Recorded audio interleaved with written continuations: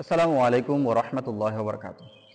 কাছে কিংবা দূরে, দেশে বা প্রবাসে যারা এই মুহূর্তে আমার ভিডিওটি দেখতেছেন, সবার প্রতি আন্তরিক মোবারকবাদ ও সালাম। সবাই ভালো থাকবেন, সুস্থ থাকবেন, আশা করি সবাই আছেন। এবং আমি আপনাদের সম্মুখে যে মাসালাটি নিয়ে আসছি সেটি অবশ্যই আপনারা থাম্বনেল দেখে বুঝতে পেরেছেন যে কি বিষয়ে আমি আলোচনা করব, এবং সাথে 3টি কিতাবের রেফারেন্স দেওয়ার চেষ্টা করব।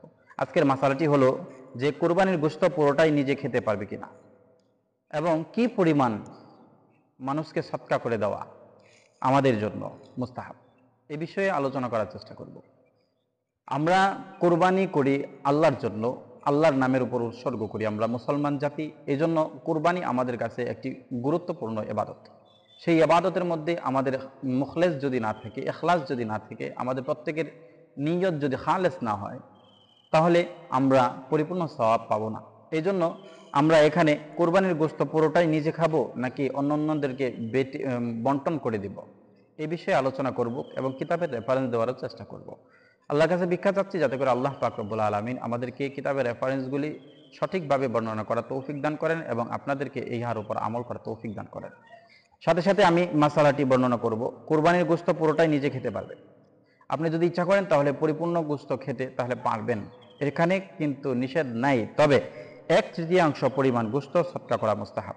3/1 ভাগ, 1/3 গোশত আপনি বন্টন করে দিবেন। আপনার পাড়া প্রতিবেশী মহল্লাবাসী যারা আছেন সবার মাধ্যমে আপনি বন্টন করে দিবেন। এটা ইসলাম মুস্তাহাব বলছেন। ইসলাম খুব সুন্দর ধর্ম, যেই ধর্মের মধ্যে আল্লাহ পাক রব্বুল আলামিন আমাদেরকে শান্তির জন্য ব্যবস্থা করে দিয়েছেন।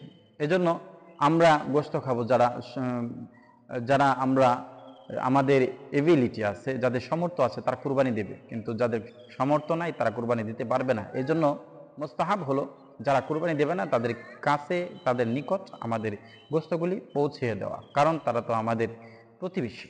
এজন্য আমরা 3টি কিতাবের রেফারেন্স দেওয়ার চেষ্টা করব। তার মধ্যে প্রথম যে কিতাবের রেফারেন্স দেব সেটি হলো ফতোয়ার অন্যতম কিতাব ফতোয়া-এ হিন্দিয়া 5 নম্বর খণ্ড 346 নম্বর পৃষ্ঠার মধ্যে এই মাসালাটি আসছে। শুধু তাই নয়, এবং রদ্দুল মুহতার 6 নম্বর খণ্ড 328 নম্বর পৃষ্ঠার মধ্যে এই মাসালাটি আসছে।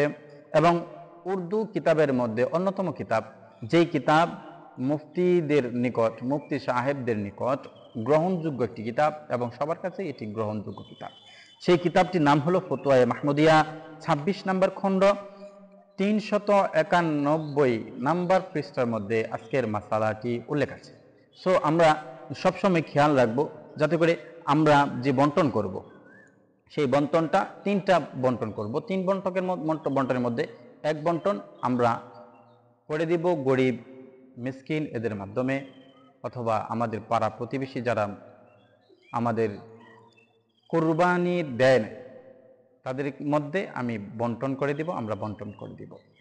আর যেহেতু এখানে ইসলাম বলে যে পরিপূর্ণ গোশত আপনি খেতে পারবেন, এটা জায়েজ, না জায়েজ কোনো কিছু নয়। তবে এটা কিরকম দেখা যায় যে পরিপূর্ণ গোশতটা আমি খেয়ে ফেলবো কিন্তু আমার এক মুসলমান ভাই খাবে না। এই জন্য ইসলাম সহলত দিয়েছেন যাতে করে ইসলাম এরকম বলে না যে আপনি খাবেন আপনার পাড়া প্রতিবেশী খাবে না, আপনি আরাম আয়েশ করবেন আপনার পাড়া প্রতিবেশী আরাম আয়েশ করবে না, এরকম কিন্তু ইসলাম শিখায় না। কিন্তু ইসলাম শিখায় যে আমিও খাবো, আমার অন্য মুসলমান ভাইও খাবে, যদি সেটা হালাল হয়ে থাকে। সো আজকের যে বিষয়টি সেটি হলো কুরবানির গোশত আমরা সম্পূর্ণ গোশত একা খেতে পারবো কি, বা যদিও বন্টন করতে হয় তাহলে কতটা বন্টন করব, সেটি এখানে মাসালাটি আসছে যে আমরা পরিপূর্ণ গোশত খেতে পারবো, তবে এটিকে 1/3 গোশত গরিব মিসকিনদের মধ্যে বন্টন করে দেওয়া আমাদের জন্য মুস্তাহাব। আল্লাহ পাক রব্বুল আলামিন উক্ত মাসালা আমাকে এবং আপনাকে বুঝার এবং আমল করার তৌফিক দান করুক। আবার আপনাদের কাছ থেকে বিদায় নিতেছি। মা আসসালাম। সবাই ভালো থাকবেন, সুস্থ থাকবেন। সবাই প্রত্যেকের প্রতি, সবার প্রতি, আত্মীয় স্বজনের প্রতি খেয়াল রাখবেন। আসসালামু আলাইকুম ওয়া রাহমাতুল্লাহি ওয়া বারাকাতুহু।